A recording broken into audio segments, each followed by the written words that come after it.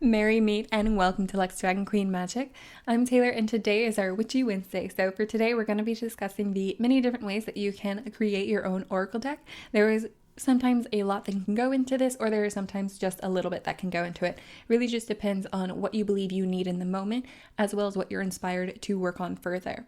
So we see here that there's plenty of examples that I have in front of us. We have seen almost all of these. We have not seen the Pokemon one before. That one is just a little fun one in case it resonates with anyone. But so the first one I'll go ahead and talk about is the one that I personally really enjoy, which is our Acts of Kindness one. And what I did is this essentially was actually an app that I wanted to create. I am not a tech developer though.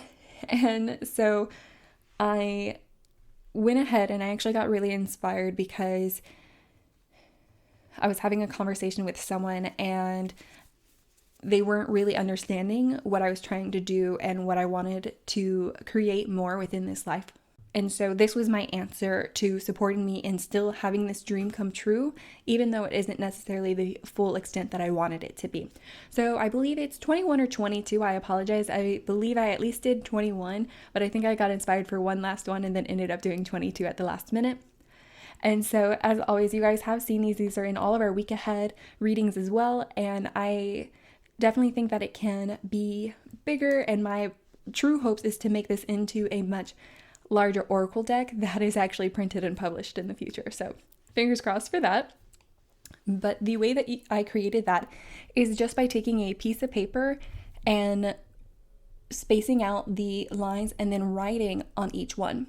And then I just made sure that when I cut it, that all the pieces were at least a similar size, or that I had multiples of the same size. And really, it was just as simple as that. And then I had a tissue box that I threw those in. I've also used a cup for these. And then as you can see, I don't have cups for anything else or a tissue box. So another thing that I wanted to share is the fact that you don't need to turn it into a tissue box oracle if you don't want it to. Also with tissue box oracles, something else that you can do is that you can just cut out words, images from a magazine, from a used book, from anything that really calls to you. And you can go ahead and put those in the tissue box and then use those as essentially charms and further messages for whatever you're working on. So something that just came up is maybe you're trying to work through some memories and healing trauma in some shape or form. Something that you can do is if you have pictures or articles, journals from that time that you're trying to really work through, you can actually go ahead and support yourself by cutting those up and then turning it into a tissue oracle box. And then you just pull from your tissue oracle box when you're like, what do I need to work on and address today? And ultimately, that's going to be your confirmation from spirit that you have the strength to overcome that lesson, or that you're going to get just that much further in your healing. And then the other one that we've seen that I think is another super easy one that you can create anyway is this is actually how I keep my Psychic Lauren exercises. And so what I did for that is I was watching her videos and I was like, there's so many things I want to develop. There's so many exercises that I want to work on. And so instead what I did, as you can see, I wrote the clair that I was associated with, if it could apply to multiple. These ones I added in after, so sorry to interrupt myself. I was trying to find a multiple one. So like that Psychic's Touch was one. There we go, Psychic's Choice. And so then I would put little asterisks like can be adapted to all. So if I really wanted to, instead of just choosing one clair, I wanted to use all of the clairs for that exercise, I could. And then with that, this is again me trusting in spirit that I can go ahead, shuffle this deck, and whatever happens, I'm definitely going to choose the right exercise for me at that moment. And we have seen this on the channel as well. And then that's why, as I mentioned, I did also add some little mind self-care, some body self-cares, and spirit self-cares, because that is also part of developing your psychic abilities. So yeah, this is, and you can do this kind of exercise not just with something that you're trying to learn, but you can do it with anything where you're like, I just don't have the time to do this, and you aren't sure where to focus your energy. This is one way that you can be eclectic in your faith and essentially use chaos magic to support your further growth, because then at that moment you're really just letting the universe take control of what you're learning and when you're learning. And then this next one is actually the first one out of all of these that I created, which we've seen these before. I made it originally based off the ogram, but now that I'm restudying that, I've noticed that they don't really match up. So that's why I'm not going to show you the backside too much, but we have the type of tree and then what energies are associated with it. And I've noticed that these are still very on point. So again, why I want to showcase this one is because you can make mistakes and still have the right messages come through, because as long as you're putting magical intention into the cards, you are connecting with spirit and you are putting life into those cards. And then the other one that you guys have seen, these are those shadow writing prompts. And so this one I did meditate for. So that is something else that you can do. Is I knew I wanted to do a certain word type like this. We've mentioned that before when I actually made the video about how I made these. So I'll go ahead and link that. And then ultimately what we ended up doing was I wanted certain questions that spirit was prompting me to put for shadow work and what really made sense for what we needed to learn. And so that is one way that you can connect with spirit in regards to creating your oracle deck, rather than just using your own energies and your books or studies.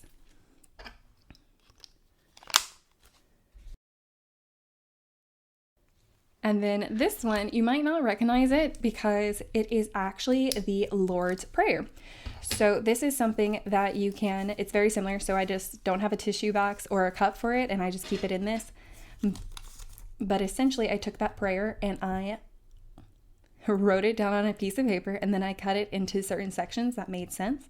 Within the book, it kind of is already written in sections, so I just kept it in those sections. But you can also do this with song lyrics. So if you have like a favorite song that really makes a lot of sense to you, if you are a songwriter yourself, that might be something to do as well. And you can always use this to help you craft your projects instead. So if you're having a creative block, something that you can do is to go ahead and write down the different words that inspire, the different images that inspire you. Like if you're trying to work on your branding, this is also something that you can do, and then you can pull out of it. And honestly, you're going to know if something sounds or feels right to you when you pull those out. So sometimes when you start working on them in the very beginning, you'll pull them out and it won't really quite fit, or you were hoping for a different word to come out. I would challenge you in those moments then to wonder why that word came out versus another word, and if there's a way that you can fully accept it as being the word meant for you, or truly understand why you're rejecting that. So as always, it's completely up to you to decide what resonates with you and what you're going to move forward with. And then last but certainly not least, as I mentioned, I did make this Pokemon one. So I had so many Pokemon cards. I think this is actually 60 because it is. Oh, it's not a playable deck. I don't know why I was about to say that. I definitely don't have like enough energy to play. Anyways, but so I went through all of the different types of cards that I had, and I went through it and I was like, well, if I pulled this card, what would it mean to me in a psychic reading? So for instance, this very top one is actually super easy. It's Solarac, and this is the Sun card for me. And then I do have certain other energies within here as well. Okay, that's not where we're going, but Typhlosion. So for this one, oh wow, it even says massive eruption. How funny. I was going to say that this is typically going to be a very fiery, passionate eruption that happens for someone. So it's like combining the King of Wands energy with the Tower, if you want to relate it to tarot. And then the other thing to keep in mind when you're doing like fun things like this is that there are certain attacks that they have, and that may help you understand a little bit more. Because as always, we want to use the full artwork of the card and everything that's on it in order to interpret it for what it may mean. And as always, it is just based off your intention. So if you put the intention into this deck and you're saying this deck is now going to be used for magical fortune telling, that's awesome. Go ahead and do that. And then the other thing that I'll say in regards to this is I actually got this idea to do this from when I was younger, before I had any cards.